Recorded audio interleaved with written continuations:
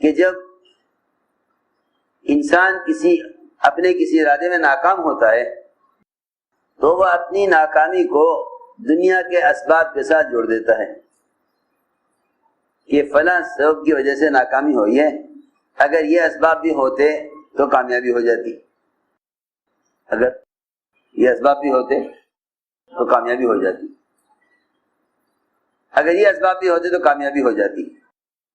عجیب حال ہے ہمارا، سارے اسباب اکٹھا کرتے ہیں، پھر ناکامی آتی ہے، پھر سوچتے ہیں کون سا سبب کم رہ گیا، تو شیطان اللہ سے دور کرنے کے لیے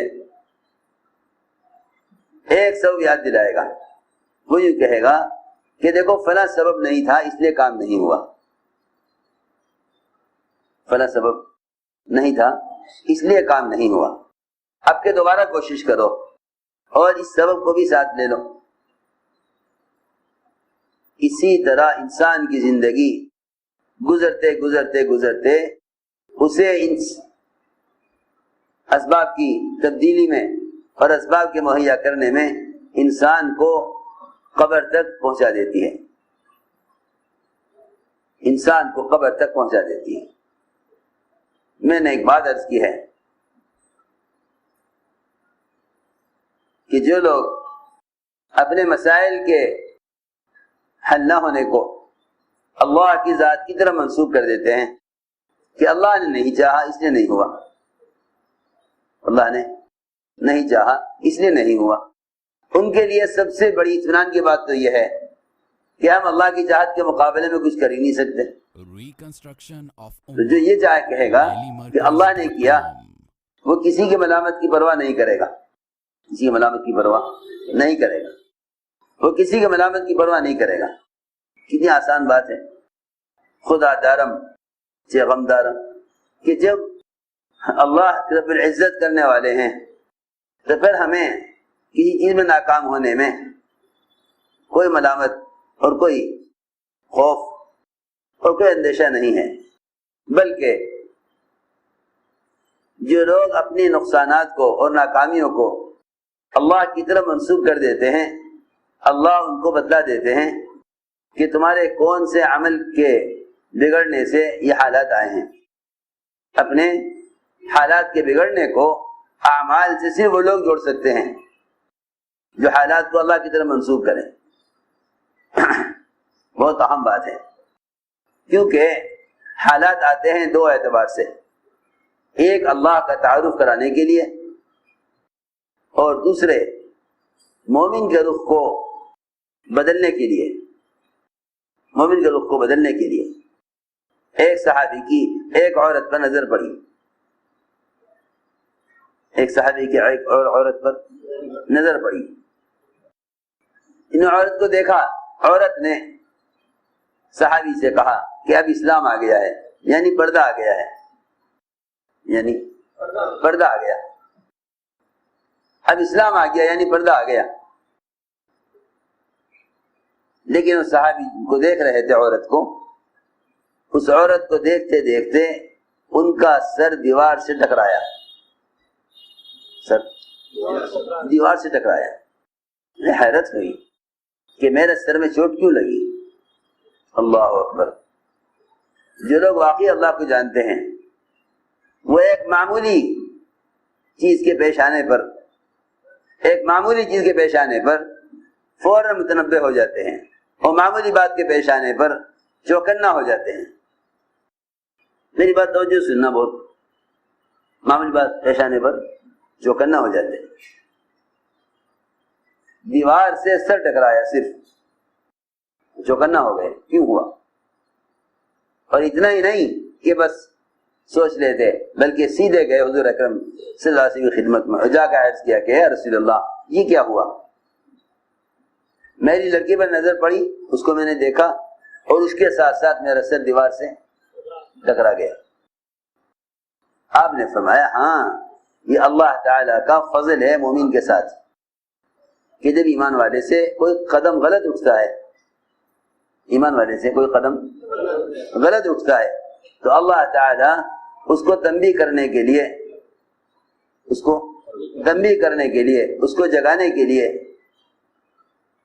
اس پر کوئی حال لے آتے ہیں، فوراً کوئی حال لے آتے ہیں، کسی آسان بات اس سے وہ سمجھ جاتا ہے کہ مجھ سے یہ غلط ہوا ہے، مجھ سے یہ غلط ہو گیا۔ مسلمانوں کو دھوکہ یہ لگا کہ کفار پر حالات کیوں نہیں آتے، وہ اس پر حالات اس لیے نہیں آتے کہ اللہ ان کو اپنا تعارف کرانا نہیں چاہتے۔ اگر اللہ انہیں تعارف کرانا چاہتے تو انہیں بھی ان حالات میں، اللہ اکبر، مومن کو اللہ تعالی رخ پر لانے کے لیے اس پر مختلف قسم کے حالات لاتے ہیں۔ تو میں نے عرض کیا کہ صحابہ وہ اپنے حالات سے پہچان لیا کرتے تھے کہ ہم سے کیا غلطی ہوئی، ہم سے کیا غلطی ہوئی، ذرا سا اشارہ کافی ہو جاتا تھا ان کو راستے پر لانے کے لیے۔ یہ میں نے ایک مثال دی ہے۔ ایک مرتبہ حضور اکرم صلی اللہ علیہ وسلم نے معاذ بن جبل رضی اللہ تعالیٰ عنہ کو زکوٰۃ کا مال دیا اور فرمایا کہ معاذ یہ مال لو تم، اور تم اس مال سے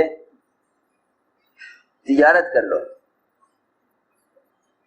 پریشان تھے، کوئی انتظام نہیں تھا، آپ نے حضرت معاذ کی مدد کی اور ان کو مال دیا کہ تم اس سے تجارت کر لو، اور تجارت کے لیے یمن چلے جاؤ۔ یمن چلے گئے، اس مال سے تجارت کی۔ توجہ سننا بات، اس مال سے تجارت کی، اس مال سے تجارت کی تو بڑا نفع ہوا، اور حضرت معاذ رضی اللہ عنہ اس تجارت سے کرنے کے بعد مالدار ہو گئے۔ جب مالدار ہو گئے تو مدینے آئے، واپس مدینے آئے۔ ان کے ساتھ غلام بھی تھے، ان کے ساتھ مال بھی تھا۔ حضرت عمر نے فرمایا کہ معاذ، تمہیں تو اللہ کے رسول صلی اللہ علیہ وسلم نے مال دیا تھا اس لیے کہ تمہارے حالات بہت خراب تھے، اب اس مال سے تمہیں اللہ نے اتنا مالدار کر دیا، اب تمہیں چاہیے کہ جو تجارت سے تم نے مال کمایا ہے وہ سارا مال بیت المال میں جمع کر دو، سارا مال بیت المال میں جمع کر دو، کیونکہ اب تمہیں مال کے وہ حالات تمہارے نہیں رہے، فاقے کے، تنگی کے۔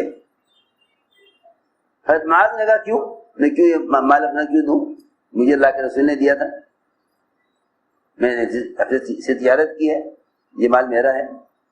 حضرت نے کہا ہاں معاذ، یہ مال بے شک تمہارا ہے، مگر تمہیں یہ اللہ کے نبی نے مال جو دیا تھا وہ تجارت کرنے کے لیے دیا تھا، اب تمہارے حالات اچھے ہو گئے، تمہارے پاس غلام بھی ہیں، تمہارے پاس مال بھی ہے، اب جو مال تمہیں ملا تھا تجارت کے لیے اس سے تمہیں تجارت کر لی ہے، لہذا جو مال تمہارے پاس ہے بیت المال میں جمع کر لو۔ حضرت عمر نے یہ مشورہ دیا، کیونکہ صحابہ کرام وہ مال کے بارے میں بڑے محتاط تھے، بڑی احتیاط کرتے تھے، مال کے بارے میں بڑی احتیاط کرتے تھے، کیونکہ وہ جانتے تھے کہ اگر کوئی شخص دنیا میں مال کے معاملے میں حساب سے بچ کر نکل گیا وہ کامیاب ہو گیا، اور جو حساب میں پھنس گیا وہ ہلاک ہو گیا۔ من حسب فقد ہلک۔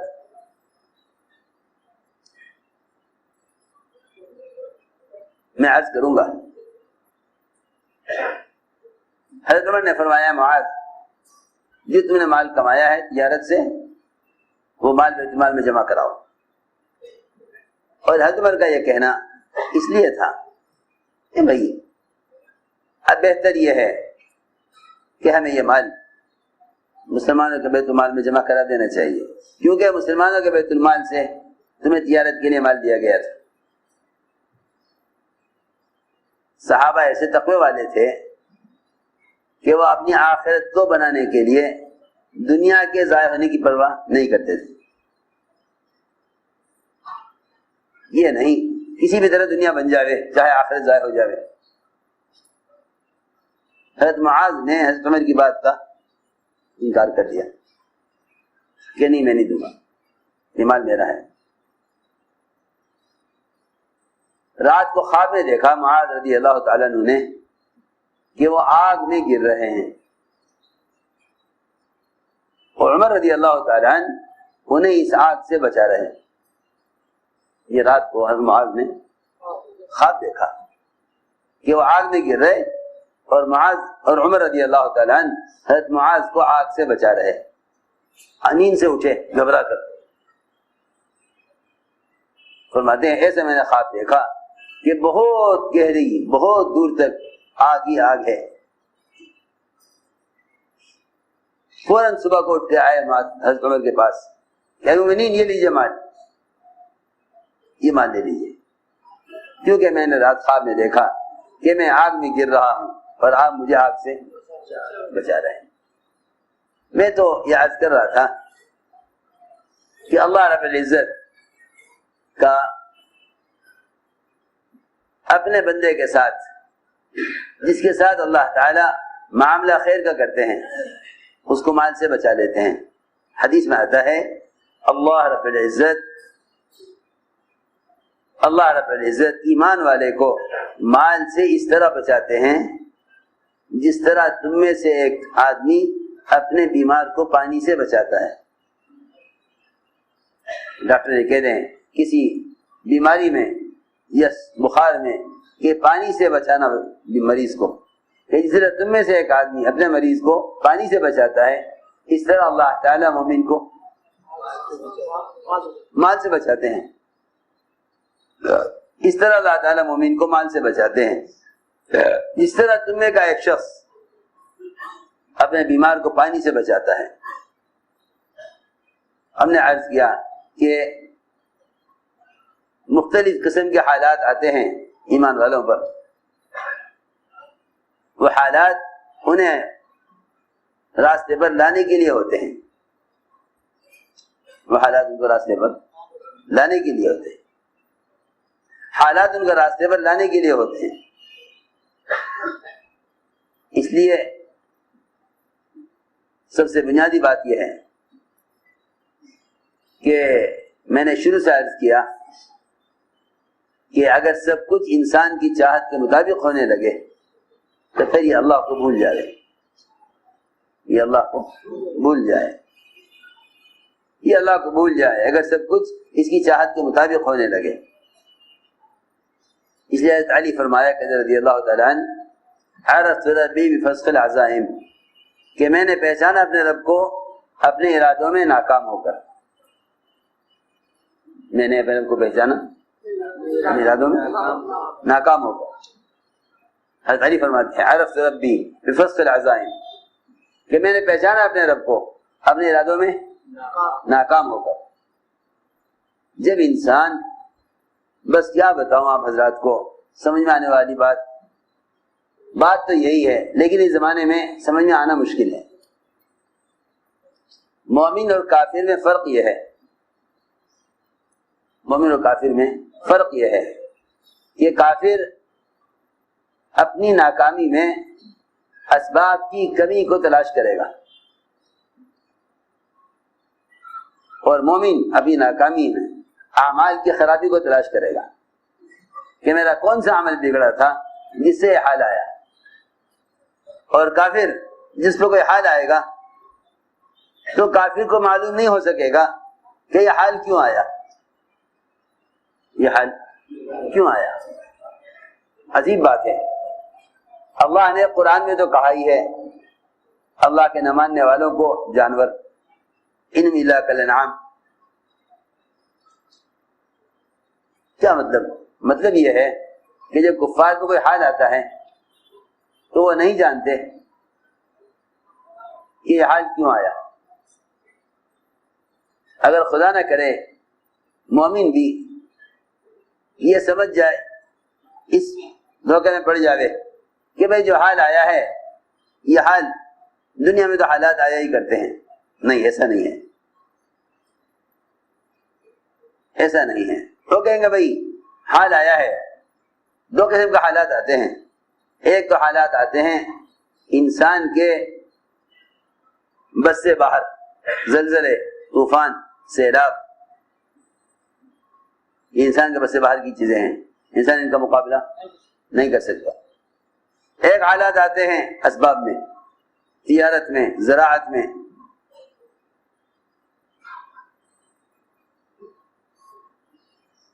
لیکن مسلمان اور مومن وہ ہوتا ہے جو ان دونوں طرح کے حالات میں سمجھ لیتا ہے کہ یہ حال کیوں آیا، اور کافر نہیں سمجھتا کہ یہ حال کیوں آیا۔ سنو، ایک حدیث میں فرمایا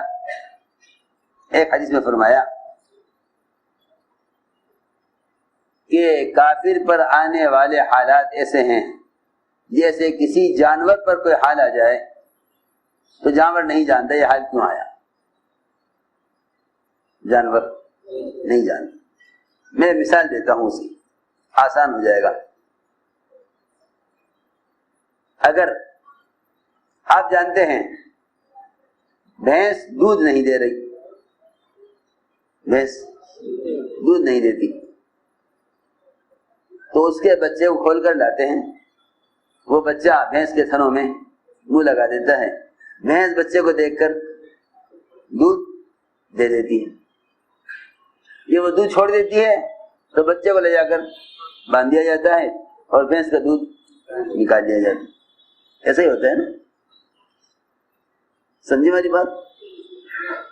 بھینس نے دودھ روک لیا، بھینس دودھ نہیں دے رہی ہے، تو اس کے بچے کو لاتے ہیں کھول کر، بچے کو دیکھ کر بھینس دودھ دے دیتی ہے، اور بچے کو لے جا کر باندھ دیتے ہیں دودھ، اور بھینس کا دودھ نکال لیتے ہیں۔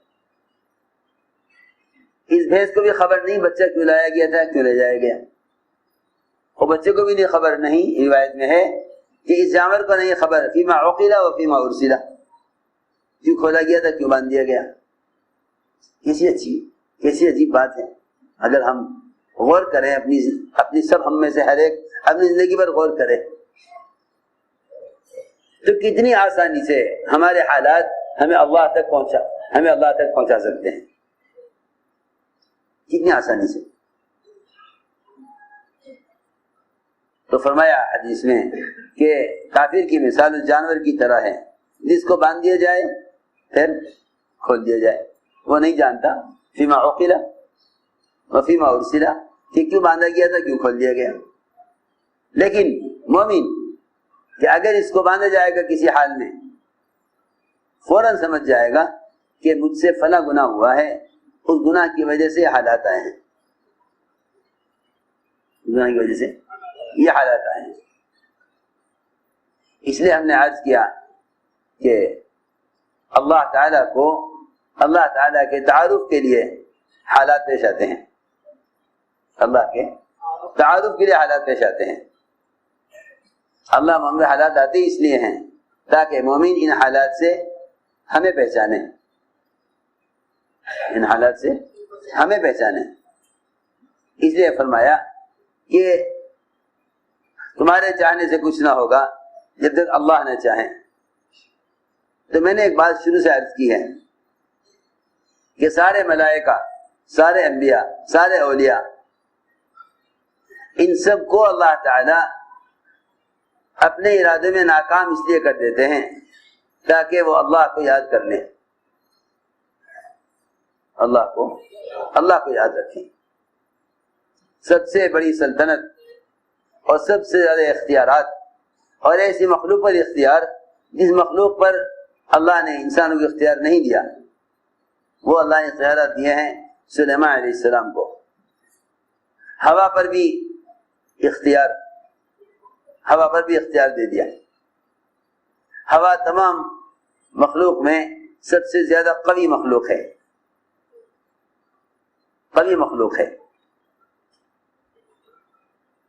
اللہ تعالیٰ نے سلیمان علیہ السلام کے لیے ہوا کو بھی مسخر کر دیا.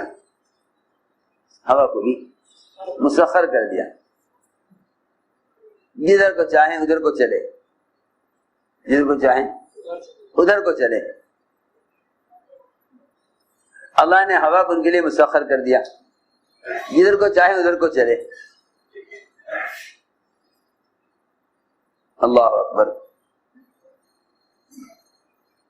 اللہ تعالیٰ کا جو فضل ہوتا ہے نا، اللہ کا فضل وہ امتحان کے لیے ہے، اطمینان کے لیے نہیں ہے. اللہ کا فضل امتحان کے لیے ہے. اللہ کا فضل امتحان کے لیے ہے کہ ہم نے سلیمان علیہ السلام کو جو کچھ بھی دیا ہے ان کے امتحان کے لیے دیا ہے. تو جب ایک نبی کو ساری مخلوق پر اختیار، جنات پر، شیاطین پر، انسانوں پر، پرندوں پر، ہوا پر، سب پر اختیار اور نبی کو دیا، اور وہ سارے اختیارات دیے ہیں امتحان کے لیے. بھائی دھیان سے سننا بات، وہ سارے اختیارات دیے امتحان کے لیے. تو بتاؤ اس زمانے میں مسلمانوں میں سے جس کے بعد جو سبب ہے وہ سبب اطمینان کے لیے کیسے ہو سکتا ہے؟ سارے اسباب امتحان کے لیے ہیں. اسباب سارے امتحان کے لیے. سلیمان علیہ السلام سے